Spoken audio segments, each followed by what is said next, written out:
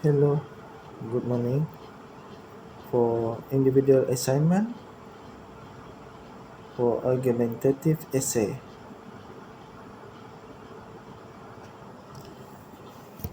should social media platform be responsible for controlling misinformation? It is a scene played out in countless Malaysia household. An uncle, well-meaning but incautious, forward message into a family WhatsApp group. It is a political charge, unverified rumor, claiming image pay with incredible claim about a public figure, or a call for boycotting a business supposedly owned by the wrong people. The message, a single drop of digital poison, quickly put onward, shared across dozens of other groups before anyone has the chance to ask if it's true. This seemingly minor act, replicated millions of times a day, is the front line of a modern battle for Malaysian soul, a battle fought not street but on screen. A nation defined by its high social media penetration, platforms like Facebook, WhatsApp, and TikTok have become primary arena for public discourse. Yet, this digital landscape is also a fertile ground for division, particularly in a multi-ethnic, multi-religious society where social cohesion is carefully nurtured but perpetual fragile asset. While the principle of freedom of expression remain a cornerstone of any democracy, the immense power of social media platforms in shaping public opinion, combined with the tangible harm inflicted upon Malaysia's social harmony, necessity that this giant bear a significant and active responsibility for controlling the spread of dangerous misinformation on their side. This responsibility is rooted in three undeniable realities. First, we must acknowledge the role of the algorithm as a architect of division, a system designed for profit that inadvertently exploits our deepest societal fault line. Second, we must trace the direct line from this viral digital falsehood to the real world harm that caused, from public health crisis to the threat against civil order. Finally, we must navigate the complex Malaysian dilemma of balancing free speech with the pers- perversion, preservation of national harmony. Recognize that all call for platform accountability is not demand for censorship but a corporate citizenship. Social media platforms are not the neutral town square they profess to be.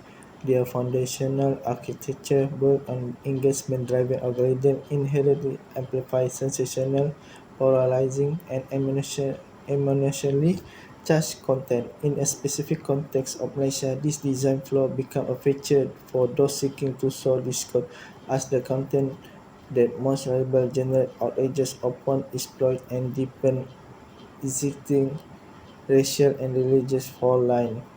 The business model is simple. The more a post is liked, shared, and commented on, regardless of its veracity, the more visible it becomes. Outrage, outrageous is profitable. This commercial imperative has profound consequences for Malaysian society. According to Reuters Institute Digital News Report 2023, a staggering 78% of Malaysians use social media for news, with Facebook 55% and WhatsApp 47% leading the charge. These platforms are not longer peripheral for a majority of population; they are the main and sometimes only source of information. This dynamic was laid bare during the heated campaign for Malaysian 15th general election (GA15). Analysis by organizations like the Center for Independent Journalism (CIJ) revealed the duality of content weaponized the sensitive three R: race, religion, and royalty, and platform like TikTok, short visceral content, video content ignore nationalist narrative and racial fear-mongering when viral, algorithmically pushed to the millions of users. These are not organic conversations reflecting public sentiment. They were calculated campaign amplified by the system that reward extremity. By design and deploying algorithms that prioritize engagement over all else, platforms are not merely reflecting a polarized public discourse, they are actively shaping and exacerbating it. Their code writing in the Silicon Valley translates into a direct threat to national unity in Putrajaya and beyond.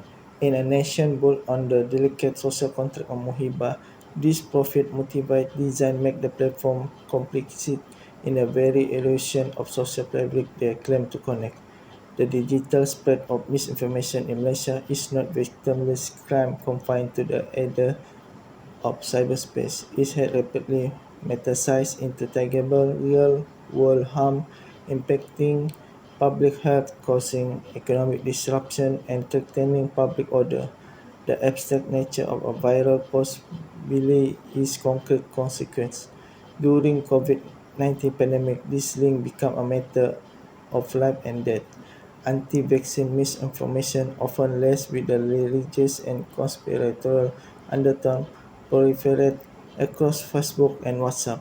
Malaysian Ministry of Health officials repeatedly had to combat falsehoods that claimed vaccines were harm, counting microchip or were part of globalist plot. This digital onslaught directly contributes to the vaccine hesitancy, complicating a critical national health initiative and putting the entire community at risk. The platform failure to contain this infodemic demonstrate that their hands-off approach has severe public welfare implications. Beyond public health, political misinformation has been used to incite public anxiety and destabilize the nation.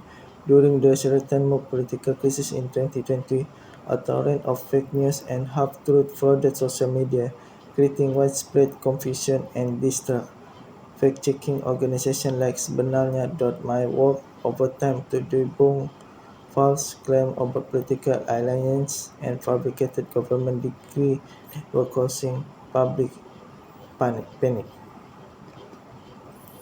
More insidiously, misinformation has been used to stoke economic boycott along racial lines with false claims about product or business being used to punish specific community. When a public platform architecture allows the lie to travel faster than the truth, and when that lie can undermine a national vaccination drive, trigger public alarm during political crisis, or cripple a small business, the platform has ceased to be a simple communication tool. It has become unregulated vector for societal harm, making the question of its responsibility a matter of national security. The counter-argument, often championed by the platform themselves, that intervention will impinge upon free speech, is particularly flawed and simplistic in a Malaysia context. Here, freedom of expression is not absolute right, but is constitutionally balanced against the imperative to preserve public order and national harmony. Article 10 of the Malaysian Federal Constitution guarantees freedom of speech, but it also explicitly follows Parliament to impose restrictions deemed necessary or expanded in the interest of national security, public order, and morality. This principle is codified in the law such as the Communication and Multimedia Act 1998 and the Sedition Act, which the sometimes controversial in their application reflect a long-standing legal and social understanding that certain speech, particularly that which incite racial and religious hatred, is too dangerous for the nation fragile ecosystem. Consider the analogy of traditional local media outlets such as RTM or TV3. These organizations operate under strict editorial guidelines and legal framework that hold them accountable for the content they broadcast.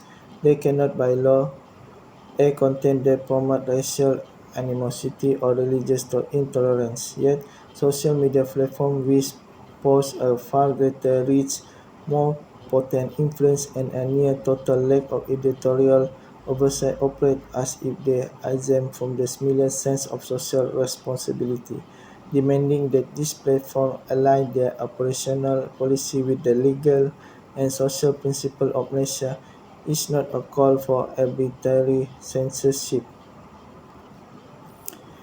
It is a demand for them to stop allowing their powerful tool to be used for ends that the nation on law are designed to prevent. It about closing the loophole that allow malicious actors to achieve online what is illegal offline. The deliberate stalking of tension that threaten to tear the country apart. In conclusion, the debate of platform responsibility in Malaysia must move beyond abstract ideal and confront the concrete reality on the ground. The central argument that social media company must accept a active, vigorous role in moderating content is not an attack on free expression but a defense of Malaysia's social fabric. This responsibility is unavoidable when we acknowledge that these platforms are not natural. Their very design, the algorithm at their core, systematically amplify the divisive and sensationalist content that prey on local sensitive regarding race and religion. Furthermore, this digital phenomenon is not without physical consequence. It has been shown to cause tangible damage to public health, economic stability, and social order, transforming online falsehood into offline crisis. Finally, the claim to the absolutist free speech standard willfully ignore Malaysian unique constitutional and social setting where communal harmony remains vital for the continued existence of the country. Digital space we citizens of Malaysia connect should not turn into a place of division and dissent if the nation as the world wish to push forward and do it best in the 21st century. The tech giant who built this arena have an unwavering ethical and civic duty to ensure that the platform allow individuals to connect with each other instead of breaking them apart. This is to preserve with the spirit of the Rukun Negara for a new and deeply connected generation. Thank you.